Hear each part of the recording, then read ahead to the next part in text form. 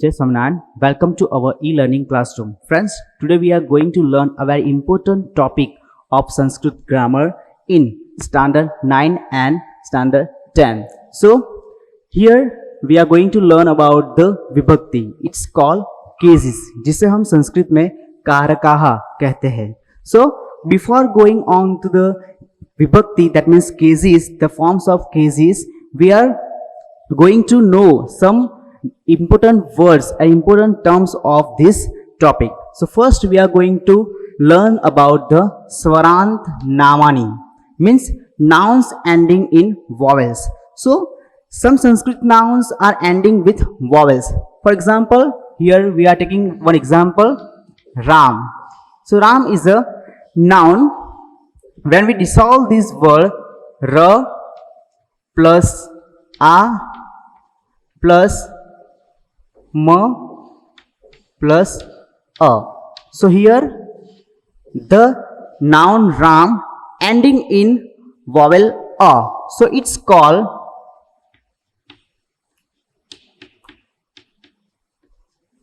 akarant noun. In the same way, there are many words like Bala, Deva. So all these words are ending in vowel A. For example, B plus A plus L plus A. The plus A plus V plus A. So these three words are ending in akarant. So they are called akarant nouns. Now we are going to know about the akarant nouns. Mala, Bala. So here M plus A plus L plus A. So the name Mala ending in akarant. So it's called akarant noun.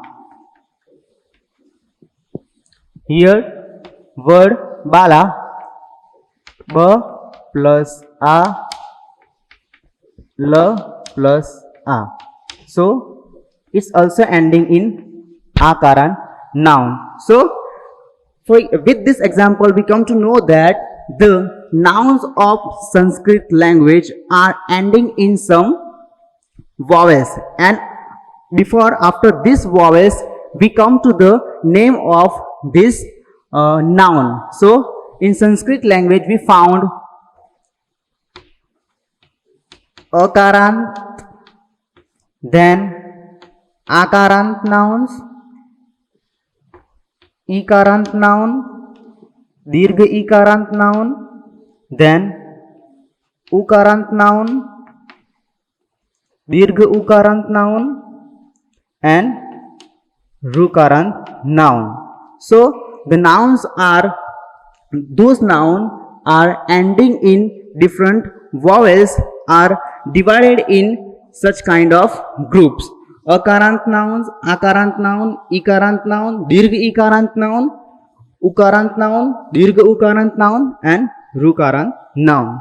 So these are the Svarant Namani. Now we are going to know about the Namnam Lingani, that means genders. As you know that, friends, there are three genders in Sanskrit language. First, masculine noun or masculine gender, we can say that. Second,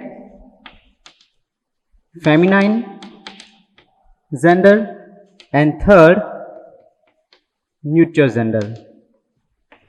Okay, so masculine gender nouns word are Ramah, Gajah, And feminine gender nouns word are Bala, Mala, Lata, and neutral gender nouns are Vanam, Phalam, Pustakam. When we study the cases of all three genders, masculine gender, feminine gender or neutral gender, the forms of cases or the forms of nouns are different according to their genders. So we have to know about the genders first. Third, vibhakti. Vibhakti means case. It is our main point. So what is case? We have to know about this, that case means the noun is related to the verb in different ways in a sentence. So when we know the relationship between the noun and verb, it's called case, and these cases are known by the suffixes. When we add any suffixes after the noun or in the noun, we come to know the relationships, or we show the relationship between the noun and verb in a sentence. Now vibhakti vachanani means numbers of cases. So there are three numbers of cases. First, singular, second, dual, and third, plural.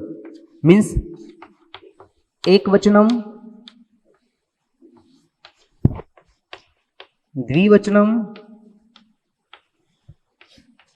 and bahuvachanam. Singular means one or single, dual means two, and plural means more than two. So there are three numbers in cases in Sanskrit language. So now we are going to learn about the cases, the name of cases and its use in Sanskrit language. So now we are going to learn about the cases, means vibhakti. Cases means in a sentence, noun is related to the verb in different ways. So these different ways is known are cases. So here we are going to learn about the 6 cases of Sanskrit language. So vibhakti namaha means name of case. So the first case is prathama vibhakti, that means karta. The first case in Sanskrit known as karta means nominative case. So nominative case is the doer of the action or subject in a sentence. When we translate this sentence into English, there is no any suffix add in this sentence. So here we give an example of nominative case, Ramaha phalam khadati. In this sentence, Ramaha is a nominative case. That means Ramaha is a karta of this sentence. So Rama eats fruits. So Ramaha is the subject of this sentence. So it is called nominative case. When we add any words here, when there are two subjects, okay, so we use dual form. When there are more than two subjects, so we add or we use plural form of Ramaha. Now we are going to learn the second case. It is known as karma in Sanskrit, and we call it dvitiyaha vibhakti, accusative case. Accusative case is the object of the verb. So when we translate this sentence from Sanskrit to English, we add two suffix, and we don't have to add any suffix after it. Here in this sentence, Ramaha Ravanam Maryati means Rama kills Ravana. So Ravanam word is known as karmaha, means accusative case. It is the object of this sentence. Ravana is the object of this sentence. Ramaha is subject and Ravanam is object. So when object in singular, object is singular, we use Ravanam. When there is more object, there is two objects or more than two objects, we use the dual and plural form. Here another word, another sentence is also given.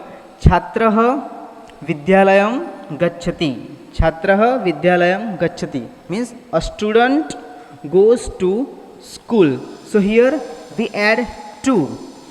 Okay, here Vidyalayam is object or accusative case. School is the accusative case, and when we translate this sentence into English, we add two suffix in this sentence. So here in accusative case we add two suffix. We use two suffix.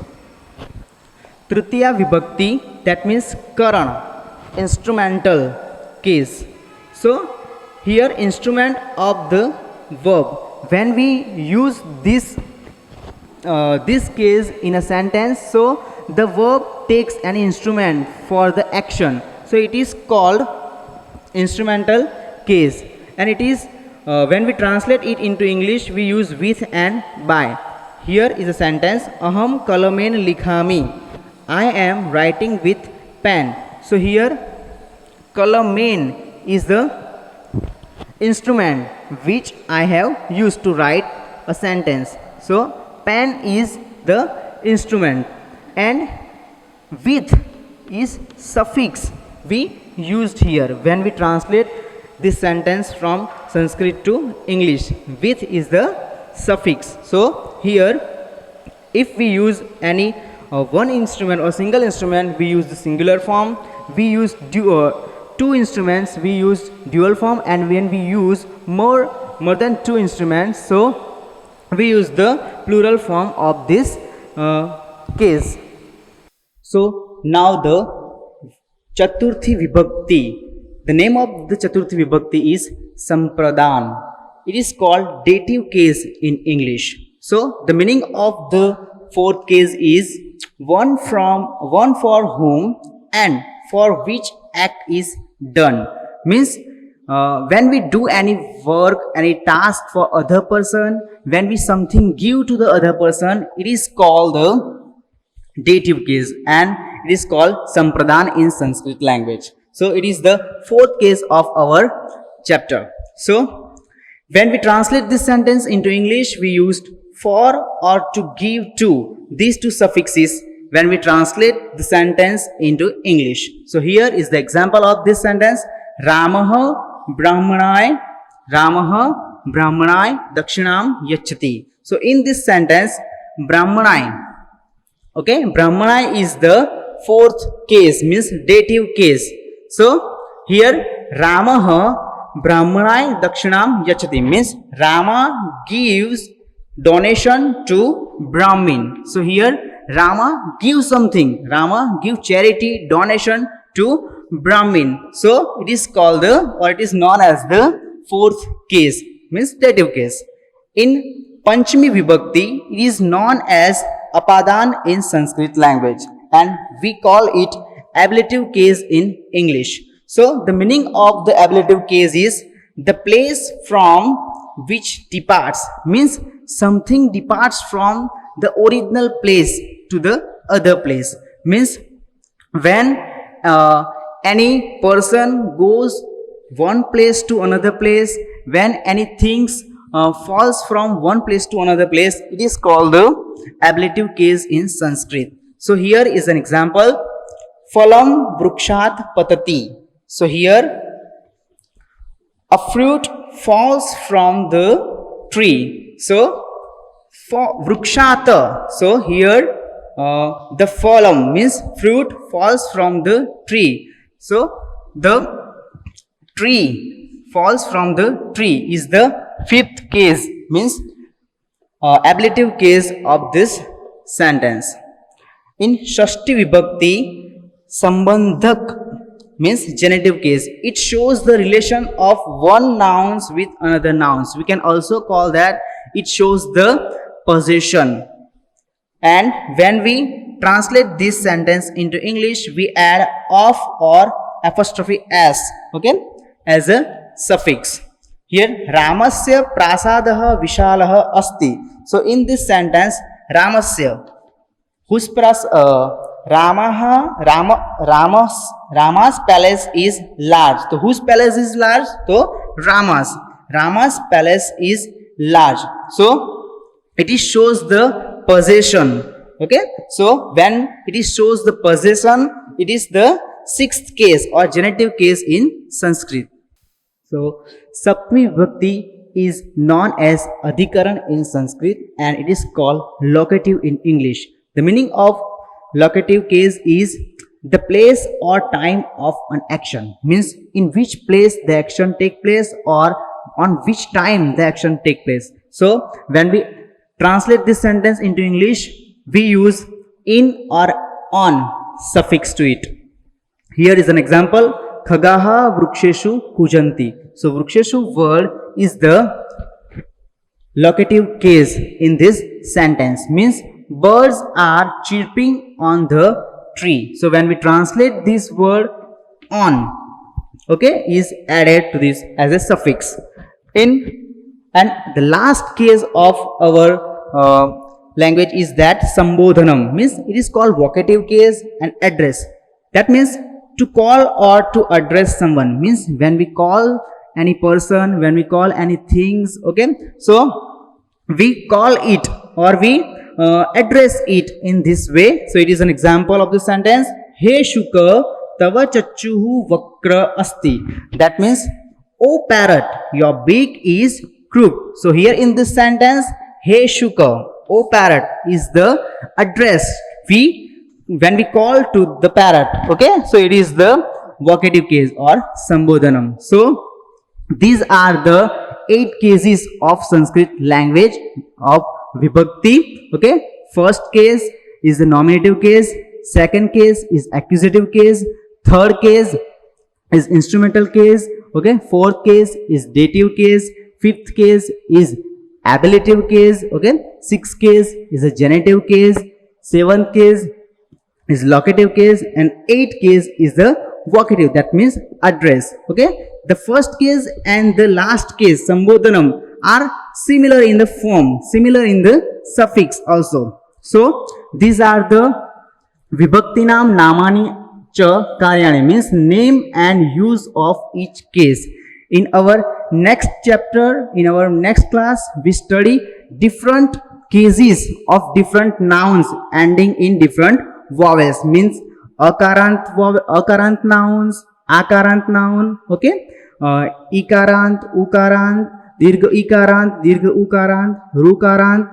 We study different forms of noun of these karants noun, and persons also, means pulling, striling and napusakling. So we study different forms of noun of different genders in our next class.